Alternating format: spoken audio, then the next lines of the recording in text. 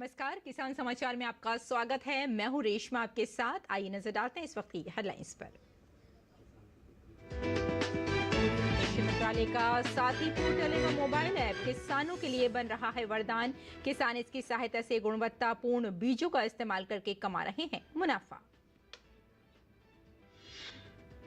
गर्मियों में फलों के राजा आम की खेती करके ज्यादा मुनाफा कमा सकते हैं किसान। सही समय पर सही उपचार करके किसान आम की खेती ले पाएंगे ज्यादा फायदा।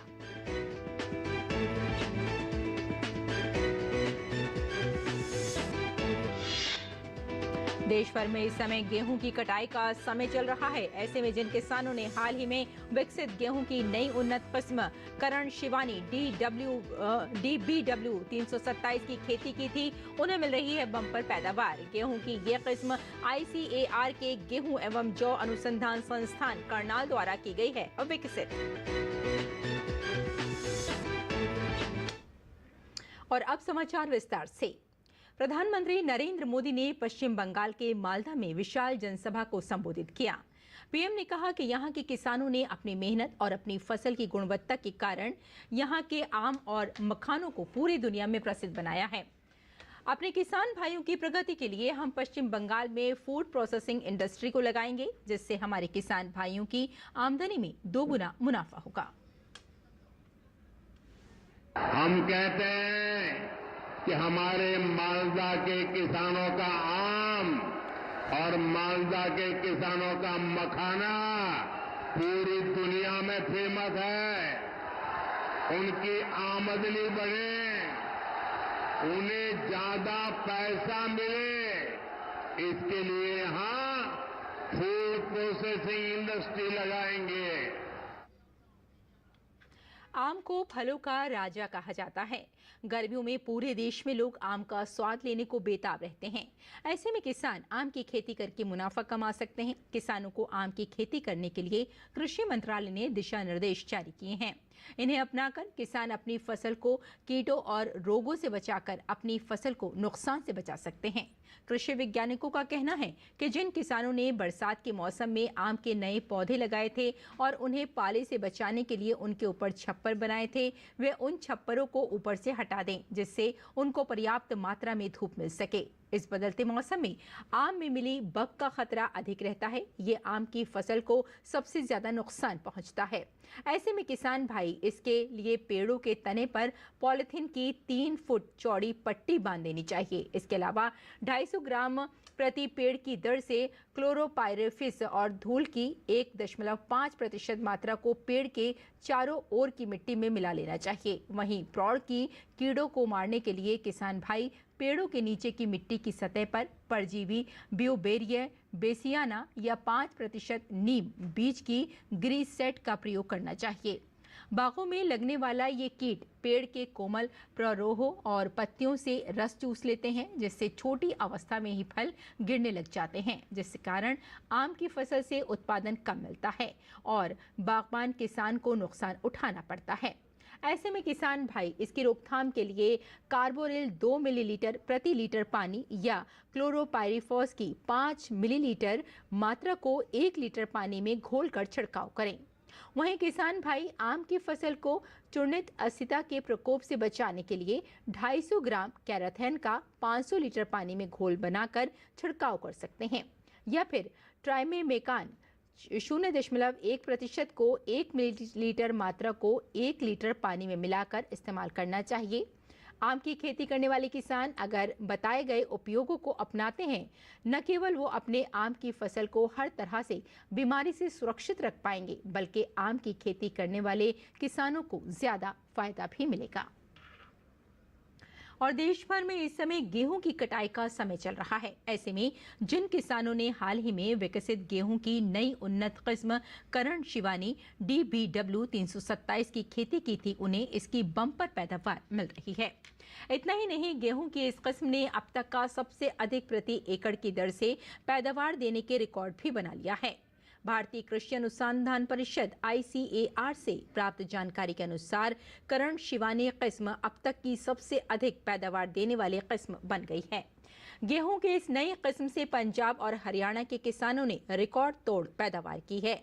गेहूं की ये किस्म ICAR के गेहूं एवं जौ अनुसंधान संस्थान करनाल द्वारा विकसित की गई है। गेहूं एवं जौ अनुसंधान संस्थान करनाल IIWBR के द्वारा विकसित ये किस्म जलवायु परिवर्तन के लिए सहनशील होने के साथ ही पोषक तत्वों से भरपूर है। गेहूं की इस किस्म में जिंक की मात्रा 40.6 ppm तक पाई जाती है। गेहूं की इस किस्म को खेती के लिए साल 2021 में उत्तर पश्चिमी भारत एवं 2023 में मध्य भारतीय क्षेत्रों के लिए अधिसूचित किया गया है। गेहूं की यह किस्म सिंचाई क्षेत्रों और अगेती बुआई के लिए अनुकूल है। ICAR गेहूं एवं जौ अनुसंधान संस्थान करनाल ने कहा है कि देश में किसानों की बढ़ती जरूरतों और गेहूं को पोषक बनाने के लिए यह किस्म बढ़ती आबादी की मांग को पूरा करने में मील का पत्थर साबित हो रही है। किसानों को लाभ देने के लिए केंद्र व प्रदेश सरकारें लगातार कार्य करती रहती हैं।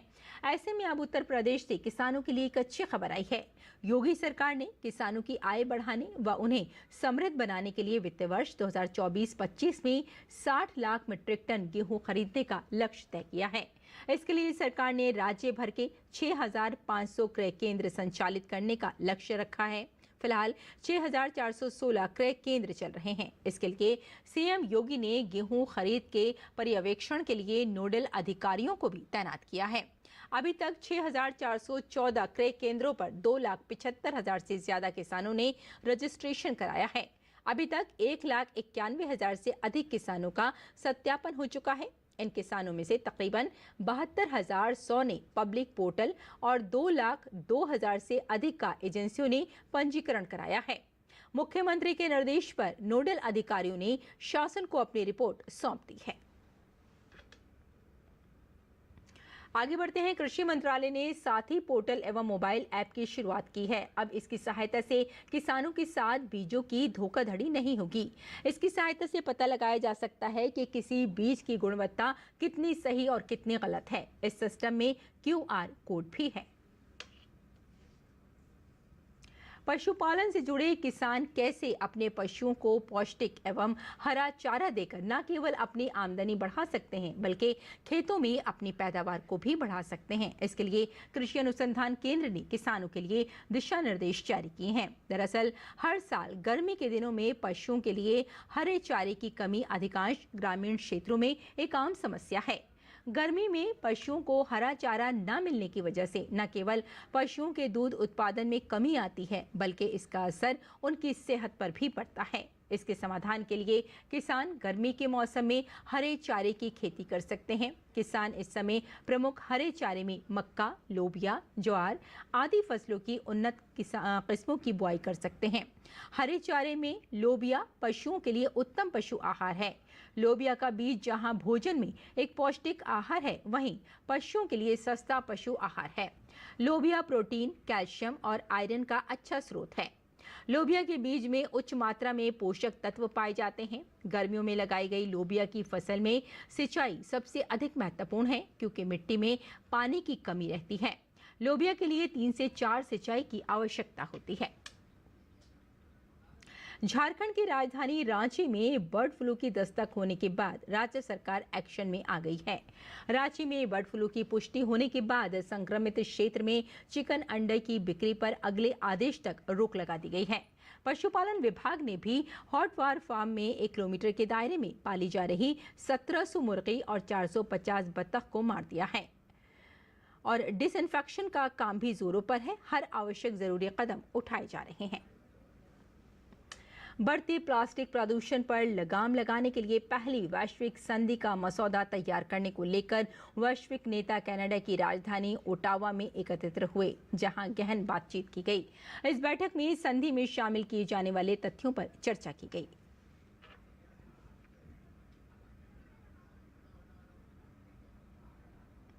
और आइए अब जान लेते हैं मंडी भाव।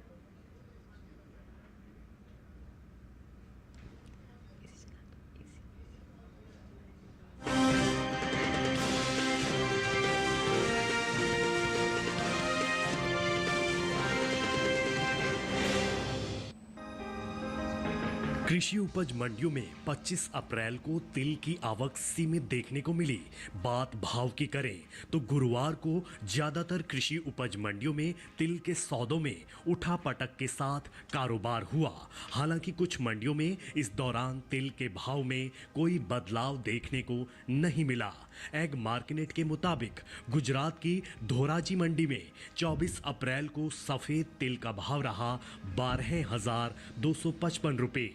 25 अप्रैल को इसके भाव में कोई बदलाव देखने को नहीं मिला और भाव 12,255 रुपए पर बरकरार रहा।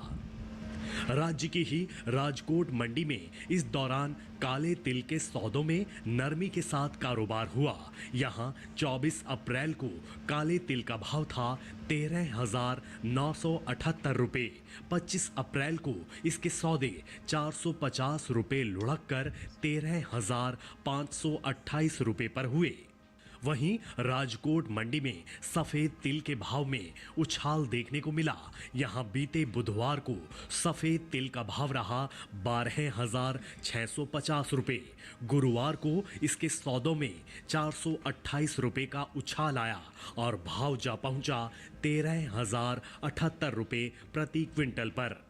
बता दें कि कृषि एवं किसान कल्याण मंत्रालय की ओर से साल 2023-24 के लिए प्रमुख खरीफ और रबी मौसम फसलों की पैदावार का दूसरा अग्रिम अनुमान जारी किया गया है, जिसमें पिछले कृषि वर्ष से जायद के मौसम को रबी मौसम से अलग कर दिया गया है और इसलिए इस साल क्षेत्र उत्पादन और उपज के दूसरे अग्रिम अनुमान में सिर्फ 2 ही मौसम को शामिल किया गया है, जो है खरीफ और रबी मौसम। रबी और खरीफ तिलहन की उपज पर नजर डालें तो साल 2023-24 के दौरान खरीफ तिलहन की पैदावार 228.42 लाख मीट्रिक टन होने का अनुमान जताया गया है, जबकि रबी तिलहन की उपज साल 2023-24 में 137.56 लाख मीट्रिक टन हो सकती है। यानी साल 2023-24 के दौरान कुल तिलहन की पैदावार 365.98 लाख मीट्रिक टन होने का अनुमान है, जिसमें अरंडी भी शामिल है। और इसका असर कुल तिलहनी फसलों जैसे मूंगफली, सोयाबीन, सरसों, तिल, अरंडी और सूरजमुखी के बाजार भाव पर पड़ता दिख सकता है। वहीं रबी और खरीफ तिल की उपज पर नजर डालें तो साल 2023-24 के दौरान खरीफ तिल की पैदावार 3.96 लाख टन होने का अनुमान जताया गया है, जबकि बीते साल इस दौरान खरीफ तिल की उपज 3.92 लाख टन रही थी। वहीं रबी तिल की उपज साल 2023-24 में 33,000 टन हो सकती है, जो बीते साल से ज्यादा है। रबी और खरीफ तिल की उपज का असर इसके बाजार भाव पर पड़ता दिख सकता है।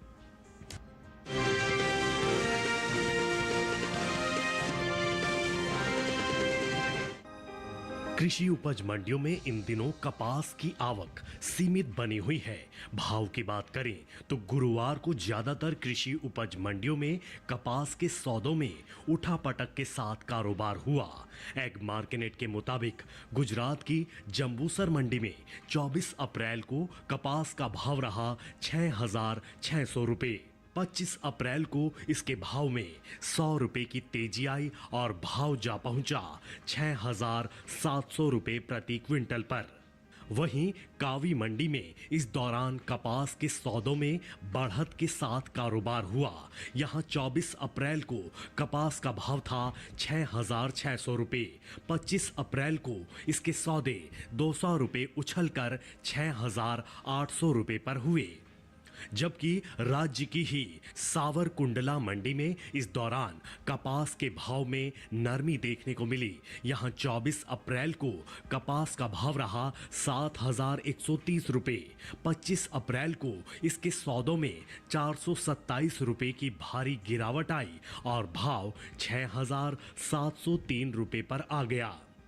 बात कपास की पैदावार की करें तो हाल ही में कृषि मंत्रालय की ओर से दूसरे अग्रिम अनुमान को जारी किया गया है, जिसके मुताबिक साल 2023-24 के दौरान घरेलू स्तर पर खरीफ कपास की पैदावार 323.11 लाख गांठ होने का अनुमान जताया गया है, जबकि बीते साल इस दौरान कपास की उपज 336.60 लाख गांठ रही थी। यानी इस साल खरीफ कपास की पैदावार में कमी देखने को मिल सकती है, जिसका असर कपास के बाजार भाव पर पड़ता दिख सकता है।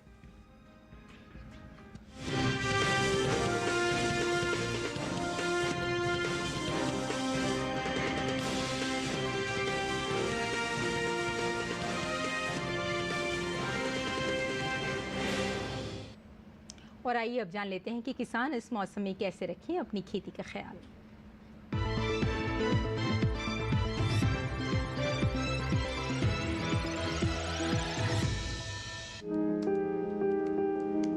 नागालैंड के किसान मक्के, आलू और अदरक की बुआई जारी रखें।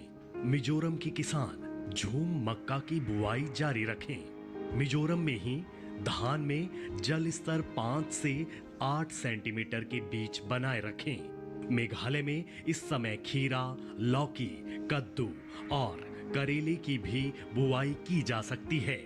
मेघालय में इस समय बैंगन और मिर्च की विभिन्न किस्मों की नर्सरी लगाई जा सकती है। मेघालय में अनानास के पौधों में गोबर की खाद डाल लें। साथ ही यहाँ केले के नए पौधे लगाए जा सकते हैं। ओडिशा के किसान टमाटर के पौधों की समय पर सिंचाई करें। ओडिशा में किसान खीरे के पौधों में समय समय पर गोबर की खाद डालें। साथ ही यहाँ खीरे की पकी पौध की तुड़ाई भी कर लें। अगर खीरे में डाउनी फफूंदी दिखाई दे तो इसको नियंत्रित करने के लिए जरूरी दवाओं का स्प्रे कर लें। ओडिशा में ही मूंग में फली छेदक कीट के प्रबंधन के लिए प्रोफेनोफोस का छिड़काव कर लें। ओडिशा में बैंगन और भिंडी में तना छेदक कीट को नियंत्रित करने के लिए नीम आधारित कीटनाशकों का छिड़काव कर लें। पश्चिम बंगाल में किसान कीवी के बगीचों में उचित जल निकासी की व्यवस्था कर लें। इनमें रोग दिखाई देने पर जरूरी दवाओं का छिड़काव भी कर लें।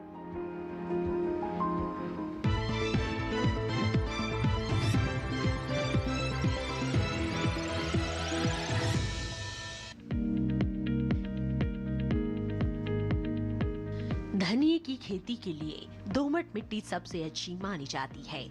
इसे अच्छे जीवांश युक्त भारी भूमि में भी उगाया जा सकता है।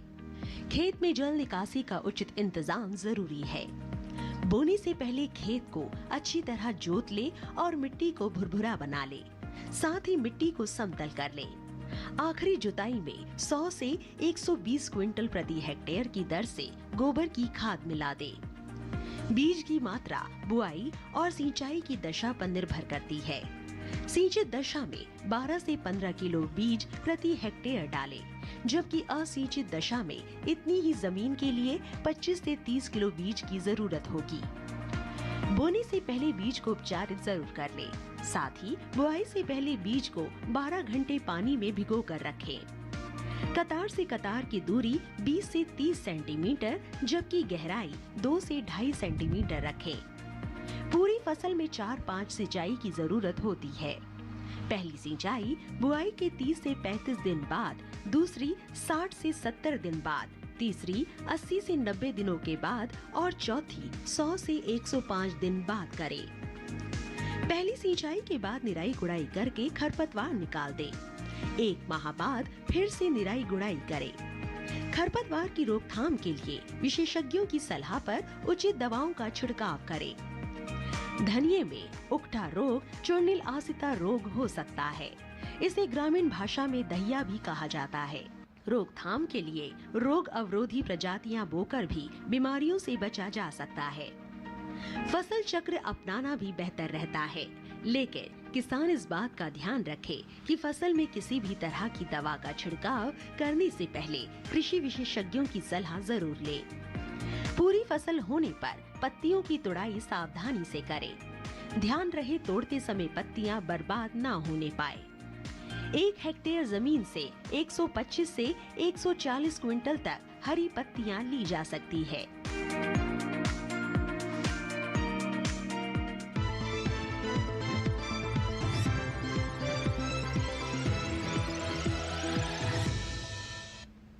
और खेती किसानी के साथ साथ आइए नजर डाल लेते हैं कुछ और महत्वपूर्ण खबरों पर। खास खबर में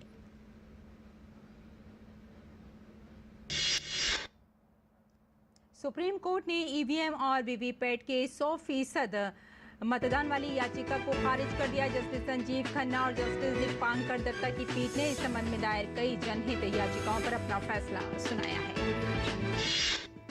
प्रधानमंत्री नरेंद्र मोदी ने पश्चिम बंगाल के मालदा में विशाल जनसभा को संबोधित किया। पीएम ने कांग्रेस और टीएमसी पर तुष्टीकरण और वोट बैंक के राजनीति का आरोप लगाया। पीएम ने भ्रष्टाचार को लेकर टीएमसी को जमकर घेरा और ममता सरकार में हुए घोटालों को गिनाया। केंद्रीय गृह मंत्री अमित शाह ने कांग्रेस के घोषणा पत्र में देश में पर्सनल लॉ लागू करने की विचारधारा पर निशाना साधा।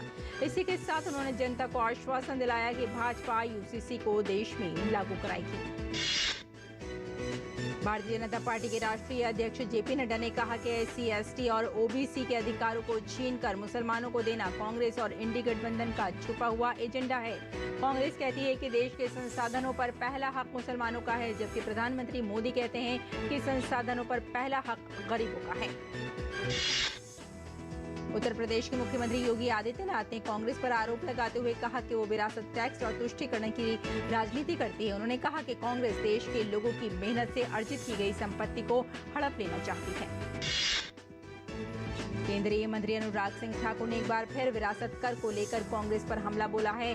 अनुराग ठाकुर ने कहा कि बार बार कांग्रेस के बड़े नेताओं द्वारा इस संबंध में दिए गए बयान से साफ हो गया है कि कांग्रेस के साथ साथ विदेशी हाथ भी कांग्रेस के घोषणा पत्र में हैं।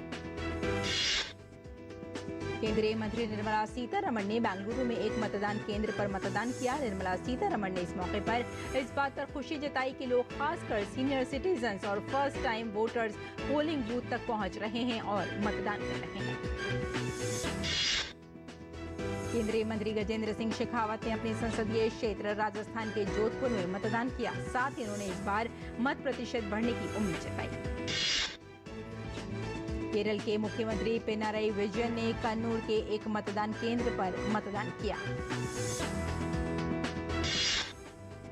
लेखिका, सामाजिक कार्यकर्ता और राज्यसभा सांसद सुधा मूर्ति ने लोकसभा चुनाव के लिए बेंगलुरु में अपना वोट डाला। सुधा मूर्ति ने कहा कि मुझे हमेशा से लगता है कि शहरी लोग ग्रामीण इलाकों की तुलना में कम वोट करते हैं। उन्होंने मतदाताओं से अपील करते हुए कहा कि घर पर ना बैठें और बाहर निकलकर अपने मत का उपयोग करके अपना नेता चुनें। मेरठ लोकसभा सीट से भाजपा उम्मीदवार अरुण गोविल ने मतदाताओं से अपील करते हुए कहा कि सब लोगों को वोट जरूर डालना चाहिए। मतदान हमारा देश के प्रति कर्तव्य और अधिकार है। तो किसान समाचार में फिलहाल इतना ही। अनुमति दें, नमस्कार।